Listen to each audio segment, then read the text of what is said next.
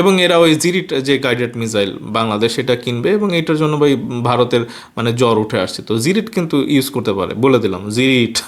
মানে আমরা শুনতেছিলাম যে 6টা আমদানি করবো, এখন শুনতেছি 8। তো বন্ধুরা এগুলি ওই তুরস্কের কিছু এক্স হ্যান্ডেল আছে, এগুলি থেকে কিন্তু তারা পাল্লা করলি আবার কি, মানে উনি বলতেছে ওই যে দাড়িপাল্লার ওই যে মাথার উপরে যে একটা চিকন মতো একটা জিনিস আছে, এখানে এটা সুইজারল্যান্ড আর কি। এবং দেখেন এখানে 98% দর্শক আপনারা বলতেছেন যে অবশ্যই চাই আদালতে যাক, আইসিসির কান ধরানোর দরকার আছে। তো বন্ধুরা এখানে আরও একটা খবর আছে, ডিফেন্স টেকনোলজি অফ বাংলাদেশ ডিটিবি তারা বলতেছে সেলেক্স ফ্যালকো অ্যাস্টোর ইউএভি, বৃদ্ধ কর্মীকে নিজের চেয়ারে বসতে দিলেন Tarek Rahman. Pakistan is likely to boycott T20 world cup if ICC doesn't accept Bangladesh খেলতে যাবে না। তো ভারতের T20 বিশ্বকাপ বয়কটের সিদ্ধান্ত সরকার, একদম সাবাস। এবং প্রথম আলো এই ধরনের খবর দিচ্ছে, আমাদের সিদ্ধান্ত বদলানোর সুযোগ নেই। এখানে দেখেন গাড়ি পড়ে আছে এবং একদম বিধ্বস্ত আর কি, মানে উপর থেকেই পড়ছে। তো ওই কমেন্টগুলো একটু পড়তে হবে। তো আমি কিছু কমেন্ট দেখতেছিলাম এবং সিরিয়ালি পড়ে যায় আর কি, একটা অতি সাধারণ দিনে হঠাৎ এত বড় খুশির সংবাদ।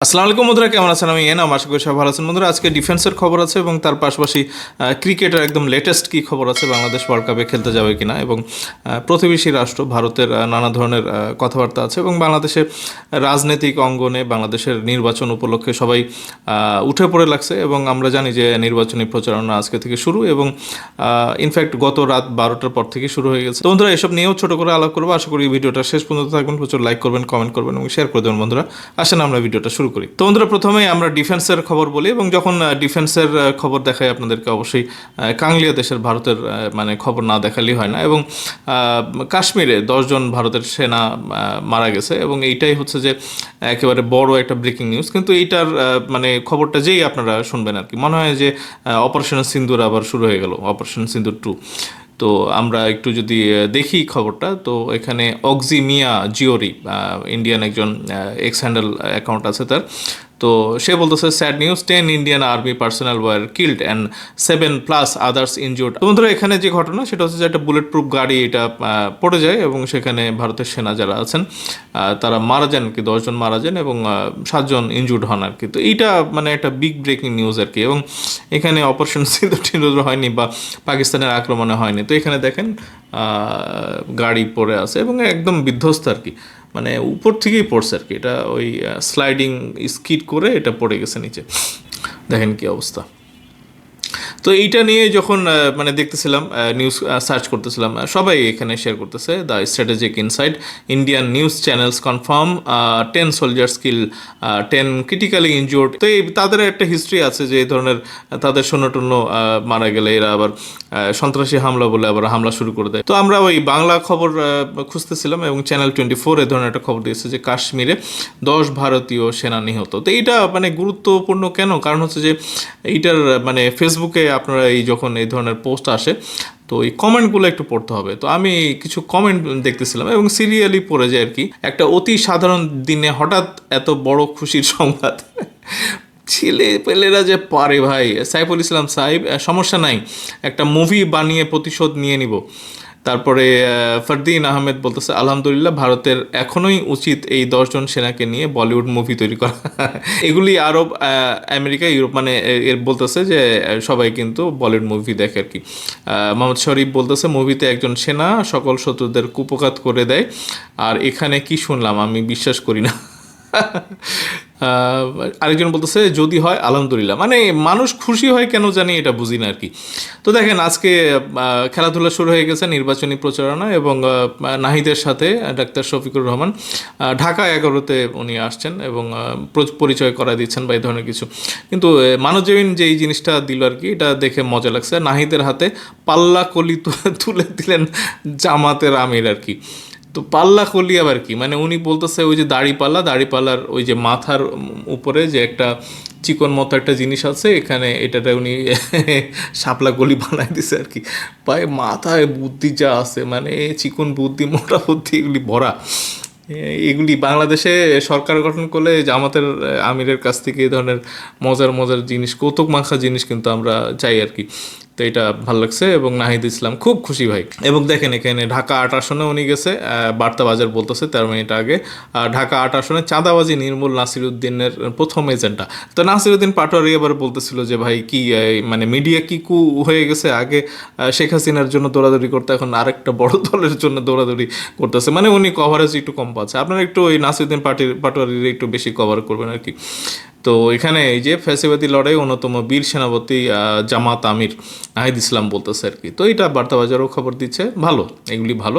এবং দেখেন এখানে সিলেটে তো গতকালকে গিয়ে শাহজাল রহমতুল্লাহ আলাই, তারপরে শাহপরান রহমতুল্লাহ আলাই, ওনাদের মাজার জিয়ারত করে, যেটা ওই বেগম খালেদা জিয়াও করেছে বিভিন্ন সময়, এবং শহীদ জিয়া। তো এটা করার পরে তারেক রহমান শ্বশুরবাড়িতে গিয়ে কিছুক্ষণ ছিলেন, এবং আজকে দেখলাম যে বড় বড় সভা, এবং এই জনসভায় কিন্তু আবার মানে এক পক্ষ বলতেছে যে না লোক হয়নি আর কি। তো যাই হোক, লোক হয়েছে আর না হয়েছে, কিন্তু এখানে একটা মঞ্চের মধ্যে একটা দারুণ একটা খবর দেখলাম যে বৃদ্ধ কর্মীকে নিজের চেয়ারে বসতে দিলেন তারেক রহমান। মানে এই ধরনের জিনিসগুলো কিন্তু ভাই নজর কাটতেছে আর কি। এই ছোট ছোট জিনিসগুলি, মানে রিক্সাওয়ালাদের সাথে, ভ্যান চালকদের সাথে বৈঠক করা, তারপর জুলাই যোদ্ধাদের সাথে দেখা করা, এবং ওই রাস্তাতে উনি হেঁটে যাচ্ছেন, অফিস থেকে বাড়িতে যাচ্ছেন, এবং মানে পাশে যে টং দোকান আছে, টি স্টল আছে, তার সাথে কথা বলা, এই জিনিসগুলো কিন্তু ভাই মানুষজন দেখতেছে, এবং এগুলি অনেকে কিন্তু বলতেছে যে এগুলি ভালো আর কি। তো বন্ধুরা, আমরা ক্রিকেটে চলে আসি। বাংলাদেশ ওয়ার্ল্ড কাপে যাবে না, আমি যেটা বলছিলাম যে বাংলাদেশের ক্রিকেটে ওয়ার্ল্ড কাপে ভারতে যাওয়া উচিত হবে না, এবং আইসিসি যদি বাংলাদেশকে বাদ দিয়ে স্কটল্যান্ডকে মানে নেয় আর কি, তো সেখানে বাংলাদেশের একটা সুযোগ আছে যে আন্তর্জাতিক আদালতে যাওয়া আর কি। তো বাংলাদেশের এই আন্তর্জাতিক আদালতে কি যাবে, মানে এই ধরনের খবর কিন্তু সোশ্যাল মিডিয়াতে আসতেছে। এবং দেখেন ডিএনএ ওই তারা বলতেছে যে Bangladesh captain breaks silence on BCB ICC stands off says India not safe for me. মানে এটা ভাই ভালো লাগছে আর কি। লিটন দাসকে ওই তারা তো আবার সনাতন ধর্মের, এখানে ওই দীপু দাসকে মারছে, এইটা ওইটা করে আমরা মোস্তাফিজকে আইপিএল থেকে বের করে দিতে দেখছি আর কি। এবং তারপরে বাংলাদেশ যেন ওয়ার্ল্ড কাপে না খেলে, নানা ধরনের ওই হিন্দুত্ববাদের ওই জঙ্গি যেগুলো আছে তাদেরকে নিয়ে উস্কানিমূলক কথাবার্তা এবং মিছিল মিটিং করে এমন একটা পরিস্থিতি তৈরি করছে যে বাংলাদেশের খেলোয়াড় এবং কর্মকর্তা, দর্শক, মানে কারোরই যাওয়া ওখানে সেফ না আর কি। তো এখানে যথার্থই লিটন দাস বলছে যে India not safe for me. এখন কই যাবি তোরা? ক্রীড়া উপদেষ্টা আসিফ নজরুল সাহেব উনি সবার সাথে বসছিলেন, খেলোয়াড়দের সাথে, এবং সবার সাথে বৈঠক করার পরেই বাংলাদেশ সিদ্ধান্ত নিয়েছে যে বাংলাদেশ খেলতে যাবে না। তো ভারতের টি-20 বিশ্বকাপ বয়কটের সিদ্ধান্ত সরকার, একদম সাবাস। এবং প্রথম আলো এই ধরনের খবর দিচ্ছে, আমাদের সিদ্ধান্ত বদলানোর সুযোগ নেই, আইসিসি সুবিচার করেনি, আসিফ নজরুল এটা বলতেছেন আর কি। তো এইটা আমরা দেখলাম, এবং আমিনুল ইসলাম বুলবুল উনিও ছিলেন, এবং এখানে বলতেছে যে নিরাপত্তার সংখ্যায় ভারতে টি-20 বিশ্বকাপ খেলতে না যাওয়ার সিদ্ধান্ত বদলানোর কোনো সুযোগ নেই বলে জানিয়েছেন যুব ক্রীড়া উপদেষ্টা আসিফ নজরুল। একদম ভাই সাবাস। বাংলাদেশ এই মানে একবার যদি স্ট্যান্ড নিয়ে ফেলে ভাই, সেই জায়গাতে আর ঘোরার দিন শেষ আর কি। তারপরে বলতেছে আইসিসি বাংলাদেশের ভেন্যু স্থানান্তরের অনুরোধ না রেখে সুবিচার করেনি উল্লেখ করে তিনি বলেছেন তারা সুবিচার করবে বলে আশা করছেন। আজ হোটেল ইন্টারকন্টিনেন্টালে ক্রিকেটারদের সঙ্গে বৈঠকের পর কথা বলেছেন তিনি। তো এইটা মানে আমরা দেখলাম, এবং আসিফ নজরুল আরও যেটা বলছে যে বিশ্বকাপ খেলতে ভারতে না যাওয়ার সিদ্ধান্ত সরকারের পক্ষ থেকে নেওয়া হয়েছে, সেই অবস্থানে তারা অনড় আছেন যে নিরাপত্তা উদ্বেগের কারণে তারা ভারতে না যাওয়ার সিদ্ধান্ত নিয়েছেন, সেটিরও কোনো পরিবর্তন হয়নি। ক্রীড়া উপদেষ্টার পর সংবাদ মাধ্যমের সঙ্গে কথা বলেন বিসিবি সভাপতি আমিনুল ইসলাম। তিনি জানান এখনও বিশ্বকাপের ম্যাচ শ্রীলঙ্কাতে খেলতে চান তারা, এই জন্য লড়াই চালিয়ে যাবেন। তো ওই আমরা দেখছি যে ভাই একটা ভোটিং হয়েছিল, এবং একটা ভোট নাকি পাইছে, একটা কেউ বলতেছে দুইটা, পাকিস্তান বাংলাদেশের পক্ষে ছিল, এবং সবাই মানে টাকা দিয়ে বা মানে ভয়ভীতি দেখিয়ে সবাইকে ভাই নিজের কবজায় নিয়ে ফেলছে আর কি, মানে ওই ভারতের মানে বিসিসিআই। এবং আমরা তো জানি যে আইসিসি বলে কিছু না, ওই ভারতের ক্রিকেট কন্ট্রোল বোর্ড যেটা আছে বিসিসিআই, মানে তাদেরই একটা উইং আইসিসি। পাকিস্তান বয়কট করতে পারে টি-20 ওয়ার্ল্ড কাপ, এবং ওই ধরনের খবর মানে বিভিন্ন সোশ্যাল মিডিয়াতে আসতেছে আর কি, মানে এক্স হ্যান্ডেলগুলিতে একদম সয়লাভ। Pakistan is likely to boycott টি-20 world cup if ICC doesn't accept বাংলাদেশের ডিমান্ডস জিও নিউজ, মানে জিও নিউজ থেকেও এই ধরনের খবর বলতেছে আর কি। এবং রাশিদ লতিফও এই ধরনের খবর দিয়েছে, মানে এখানে লাস্টের প্যারাটা যদি এখানে 3টা ছবি দেখাইছে, অমিত শাহ, জয় শাহ আর হচ্ছে নরেন্দ্র মোদী, ভালো একজন এক্স ক্রিকেটার ছিলেন ওখানে পাকিস্তানের, এবং উনি রেগুলার মানে কমেন্ট্রিও করেন এবং তার ইউটিউব চ্যানেল আছে, কথা বলেন আর কি। তো এখানে ওই সেকেন্ড প্যারাতে উনি বলতেছেন যে according to some reports the Pakistan cricket board PCB is currently standing shoulder two shoulder with the Bangladesh cricket board and has even halted it's world cup practice, মানে বাংলাদেশের সাথে সমর্থন করে গেছে cricket board, Pakistan cricket board এটা বলতেছে, এবং মানে তাদের প্রস্তুতি কিন্তু থামাই দিছে, এ ধরনের কথা বলছে আর কি। If the Bangladesh cricket board decides not to go to India, যদি বাংলাদেশ খেলায় বিশ্বকাপে যদি না যায় ভারতে, the PCB should register it's protest, মানে পিসিবিরও কিন্তু এই মানে এই ধরনের উদ্যোগকে, বাংলাদেশের উদ্যোগকে সমর্থন করে এটা প্রতিবাদ করা উচিত। তো ইন্ডিয়ান স্পোর্টস নেটওয়ার্ক তারাও এ ধরনের মানে পোস্ট দিচ্ছে, 17 ঘন্টা আগে তারা একটা পোস্ট দিয়েছে ছবি দিয়ে, যে Bangladesh cricket board move to international court of arbitration. তো এই ইন্টারন্যাশনাল কোর্ট অফ আরবিট্রেশনটাকে আমি একটা পোস্ট দিছিলাম মানে আমার কমিউনিটি পেজে, আমি বলছিলাম যে কী ব্যাপার, আমার কথাই কি শুনতে যাচ্ছে বাংলাদেশের প্রশাসন ক্রিকেট বোর্ড। তো ভাই ক্রেডিট নিতেই চাই আর কি, কারণ আমি অনেক আগে থেকে বলতেছিলাম যে খেলতে যাওয়া উচিত হবে না এবং প্রয়োজনে আন্তর্জাতিক আদালতে মানে যাওয়া উচিত আর কি। তো দেখেন এটা দিয়ে আমি একটা পোস্ট দিয়েছিলাম, ভারত থেকে ভেন্যু পরিবর্তন করে শ্রীলঙ্কায় না সরালে বাংলাদেশ আন্তর্জাতিক স্পোর্টস আদালত court of arbitration of sports CEASA যাবে আইসিসির এমন সিদ্ধান্তের প্রতিবাদে। তো এই CEAS এটা কোথায়, এটা সুইজারল্যান্ড আর কি। এবং দেখেন এখানে 98% দর্শক আপনারা বলতেছেন যে অবশ্যই চাই আদালতে যাক, আইসিসির কান ধরানোর দরকার আছে। এবং 2% বলতেছে যে না দরকার নেই, আইসিসি জিতলে বাংলাদেশ চিরতরে নিষিদ্ধ হতে পারে। তো এইগুলো ভাই থোড়াই কেয়ার করে বাংলাদেশ। তো এই প্রধান উপদেষ্টা যে প্রেস উইং আছে তারা কিন্তু এটা বলতেছে যে একটা বিশ্বকাপ না খেললে বাংলাদেশের ক্রিকেট বন্ধ হবে না।